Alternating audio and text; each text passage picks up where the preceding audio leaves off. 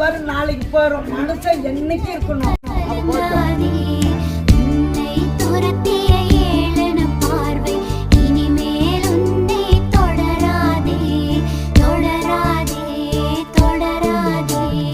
உதிரம் எல்லாம் குறைந்தாலும் நம் லட்சியம் நிறைவேறும். இனி வரும் காலம் ஜெயமாகும், நம் கனவுகள் நிஜமாகும்.